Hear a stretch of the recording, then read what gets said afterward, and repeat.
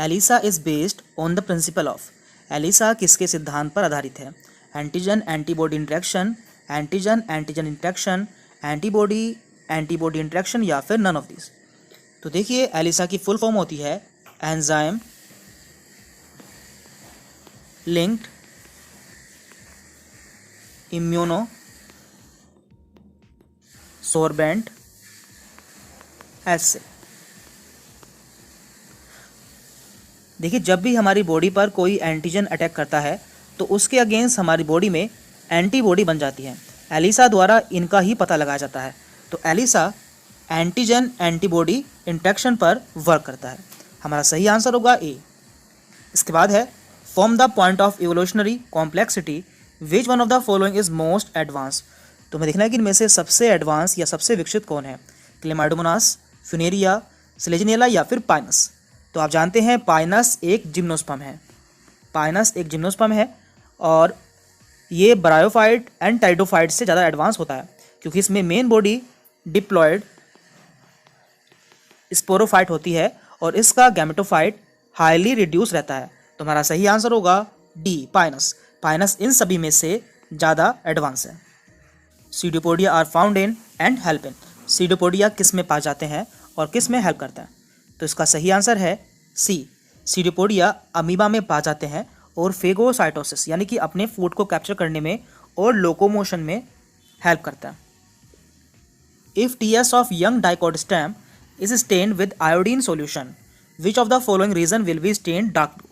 अगर young dicot stem के TS को आयोडीन सॉल्यूशन से स्टेन किया जाए तो उसका कौन सा रीजन डार्क ब्लू यानी कि गाढ़ा नीला स्टेन होगा?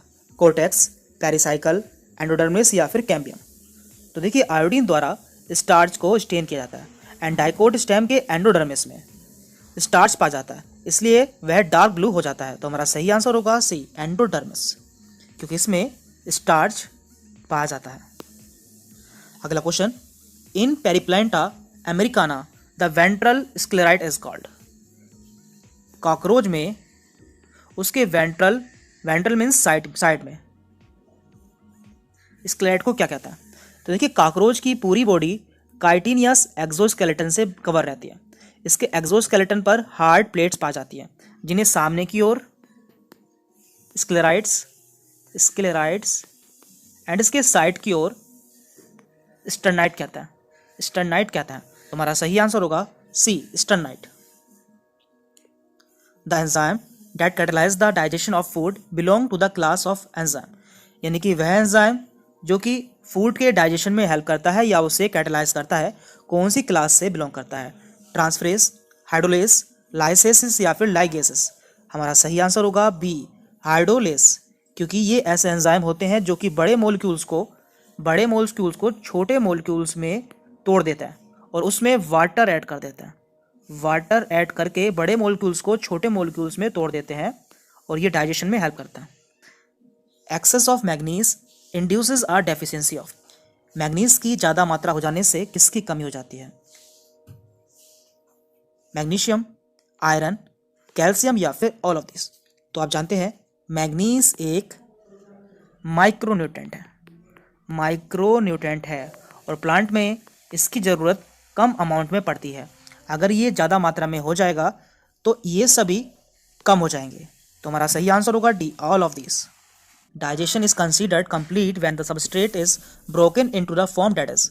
डाइजेशन को कंप्लीट माना जाएगा जब सबस्ट्रेट ऐसी फॉर्म में टूट जाए जो कि smaller, masticated, mix with gastric juice या फिर एब्जॉर्बल।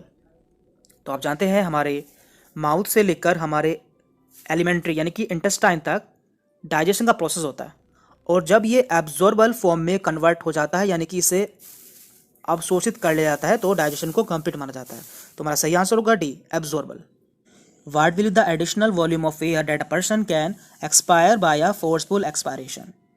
तो देखिए रेस्पिरेटरी वॉल्यूम्स कई प्रकार की होती हैं जैसे कि IRV यानी कि इंस्पायरेटरी रिजर्व वॉल्यूम जिसकी वॉल्यूम होती है 2500 से 300 ml और ये ऐसी वॉल्यूम होती है जिसे कोई पर्सन एडिशनल फोर्सफुल इंस्पायरेशन से अंदर लेता है। और एक होती है ERV यानी कि एक्सपायरेटरी रिजर्व वॉल्यूम, ये होती है 1000 से 1100 ml। तो इसे हम कहते हैं additional volume of air that a person can expire by forceful expiration. तो हमसे यहाँ पे यही पूछा है, हमारा इसलिए सही आंसर होगा बी 1100 ml। इसके अलावा एक होती है रेसिडुअल वॉल्यूम, यानी कि फोर्सफुल एक्सपायरेशन के बाद जो एयर हमारे लंग्स में रह जाती है उसे रेसिडुअल या फिर बची हुई एयर कहते हैं, और इसका अमाउंट होता है 1100 से 1200 ml। ये भी आपको ध्यान रखना है। The non myelinated neurons can be located in. Non myelinated neurons कहाँ पाया जाता है? तो देखिए नर्व फाइबर टू टाइप्स का होता है। Number 1 myelinated, myelinated, and number 2 non myelinated, myelinated. तो माइलिनेटेड नर्व फाइबर्स में नोड ऑफ रेनिवियर पाया जाता है, नोड ऑफ रेनिवियर पाया जाता है, जबकि नॉन माइलिनेटेड नर्व फाइबर में node of Ranvier, node of Ranvier नहीं पाया जाता। And non myelinated nerve fibres autonomic nerves में पाया जाता है, जबकि myelinated nerve fibres brain, spinal cord, cranial and spinal nerves में पाया जाता है। तो हमारा सही आंसर होगा D autonomous and somatic neural system में नॉन माइलिनेटेड न्यूरॉन्स पाया जाता है। Some cell in testis secrete testosterone and the hormone stimulating such cell are released in blood by. यानी कि टेस्टिस की कुछ सेल टेस्टोस्टेरोन हार्मोन सिक्रेट करती हैं, और टेस्टिस को टेस्टोस्टेरोन हार्मोन सिक्रेट करने के लिए कौन स्टिमुलेट करता है? Seminal vesicle, testis itself, hypothalamus या फिर एंटीरियर पिट्यूटरी। तो आप जानते हैं एंटीरियर पिट्यूटरी से LH हार्मोन रिलीज होता है, जो कि टेस्टिस को टेस्टोस्टेरोन हार्मोन सीक्रेट करने के लिए स्टिमुलेट करता है। तो हमारा सही आंसर होगा डी एंटीरियर पिट्यूटरी। इसके अलावा एंटीरियर पिट्यूटरी से 5 हार्मोन और रिलीज होता है। तो आपको याद रखना है फ्लैट, पिग, यहाँ पर F4 है, FSH, L4 LH, A4 AC TH, T4 TSH, P4 prolactin, यहाँ पर I4 कुछ नहीं है, एंड G4 GH यानी कि growth hormone. What is the role of germ pore in pollen grain? Pollen grain में जम्पोर का क्या रोल होता है या इसका क्या कार्य होता है? Emergence of pollen tube, emergence of plumule, emergence of radical या फिर एमरजेंस ऑफ हाइपोकोटाइल्स। तो देखिए जम्पोर पोलन ग्रेन में ऐसा रीजन होता है जहां एक्साइन नहीं पाया जाता है, एक्साइन नहीं पाया जाता है, इसलिए यहाँ से ये ओपन रहता है, और इसी जगह से यहाँ से पोलन ग्रेन बाहर निकलते हैं पोलन ट्यूब के थ्रू। तो हमारा सही आंसर होगा ए एमरजेंस ऑफ पोलन ट्यूब। अगला क्वेश्चन है विच of the following organism possesses characteristic of both a plant and animal?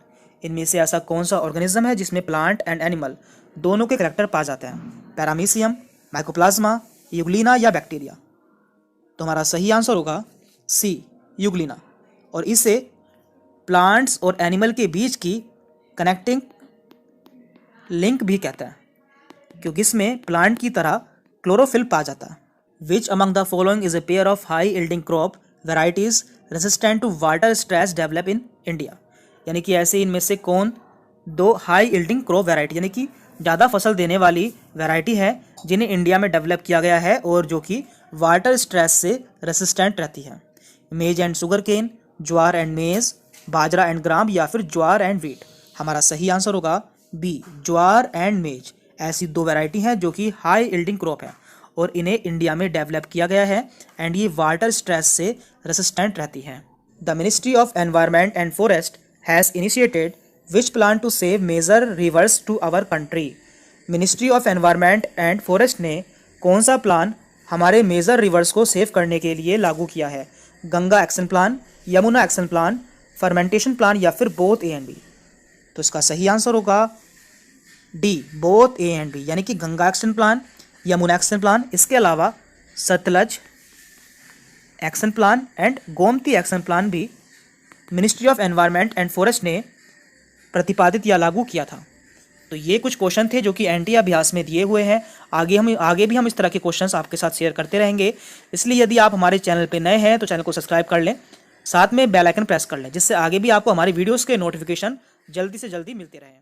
Thank you very much.